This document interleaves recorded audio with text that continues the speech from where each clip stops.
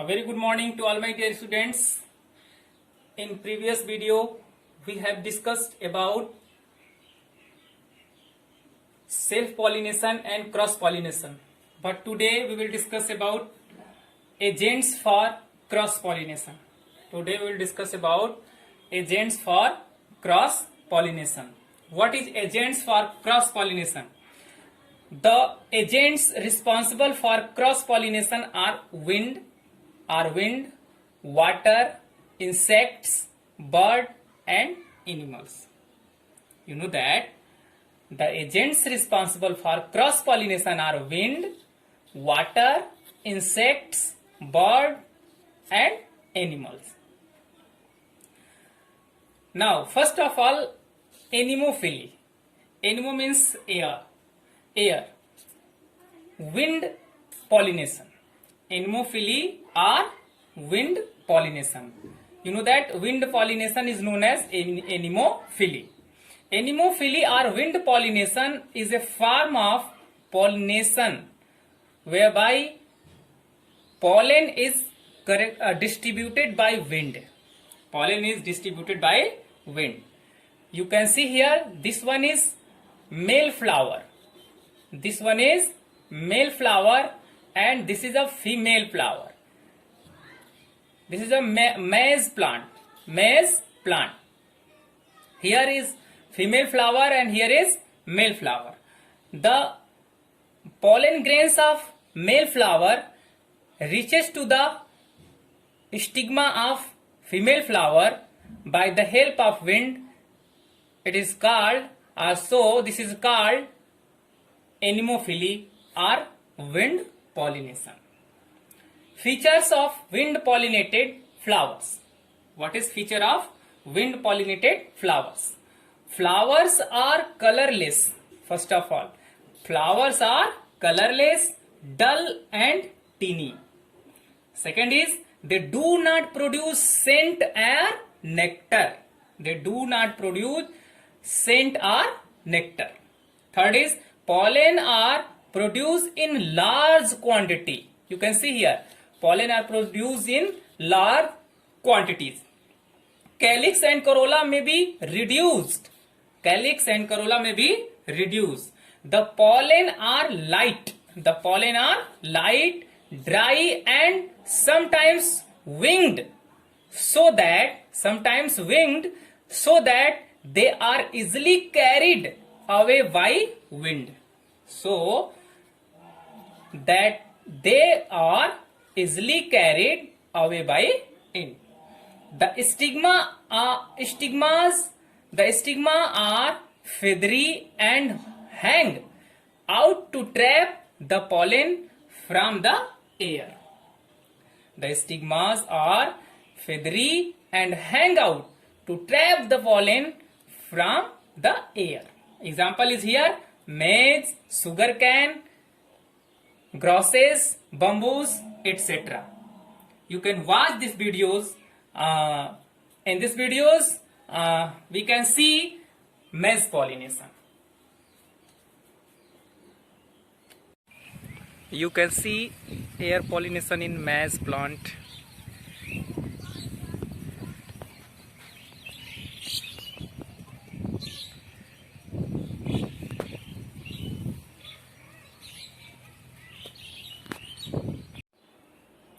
Now, second, hydrophily or water pollination. Hydro means water. Transfer of pollen grains through the agency of water is called water pollination or hydrophily. You know that here, this is a Vallisneria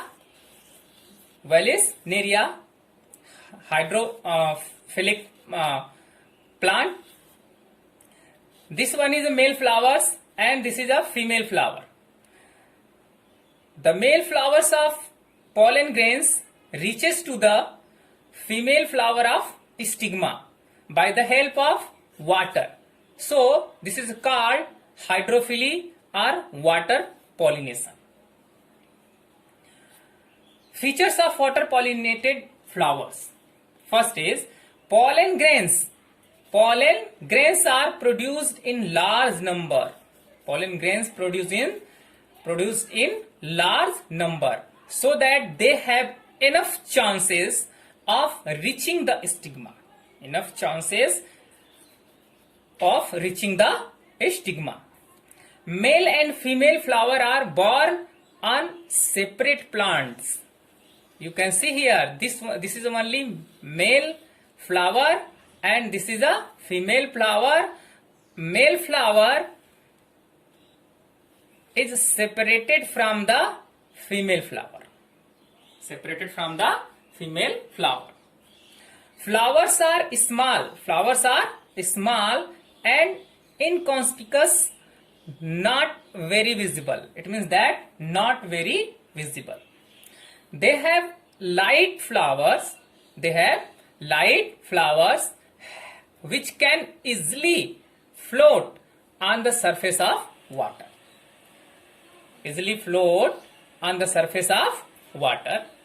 Example is here Vallisneria hydrilla.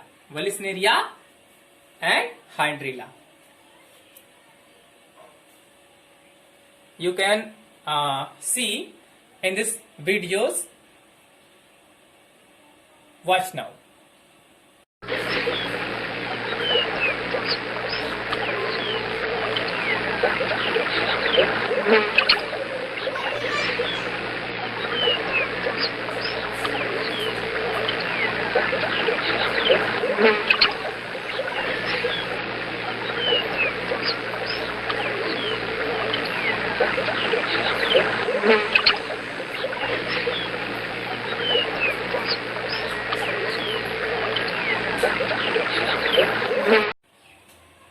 Now third is entomophily.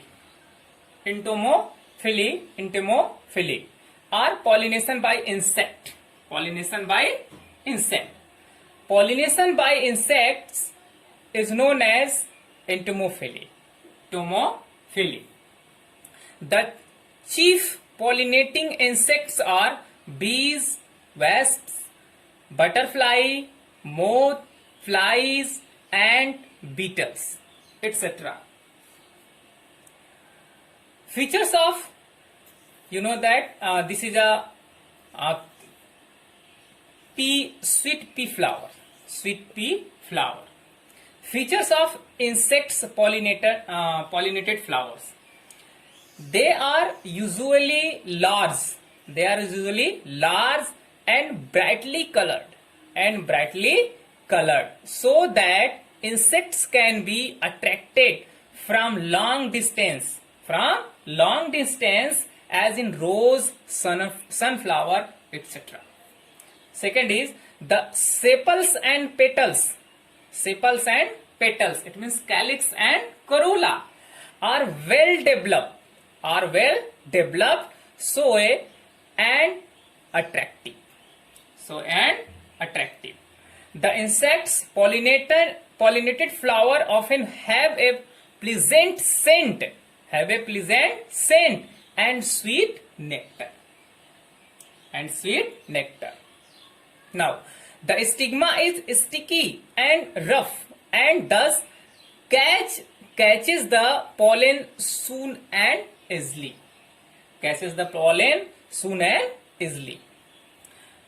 In many cases, pollen are edible and offer additional attraction to insects, as in poppy and rose. When flowers are small and inconspicuous, other parts become large, colored, and so. Example is here Bougainvillea. The bracts are brightly colored. Euphorbia bract form a cup-shaped structure.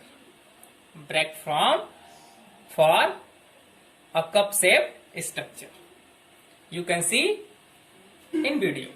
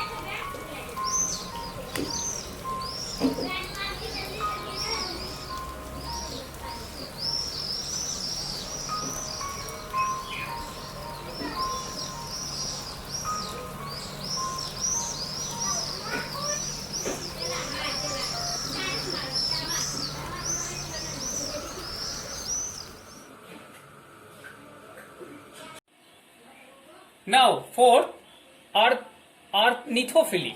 Ornithophily or pollination by birds. Pollination by birds. Many small birds such as sunbirds, hummingbirds, and honey eaters visit flowers for nectar. And bring about pollination. They have a long beak. A few birds of large size such as myna, parrot, bulbul, crow also pollinated flowers while visiting them. Features of birds pollinated flower. Flower are generally orange and red, since birds are highly sensitive to colors. Flowers are generally orange and red, since birds are highly sensitive to colors. They produce plenty of nectar. Flowers are without scent because birds do not have any sense of smell. Example is here: bignonia, honeysucker, bottle brush, etc. Here pollination by birds. Okay, you can see in videos.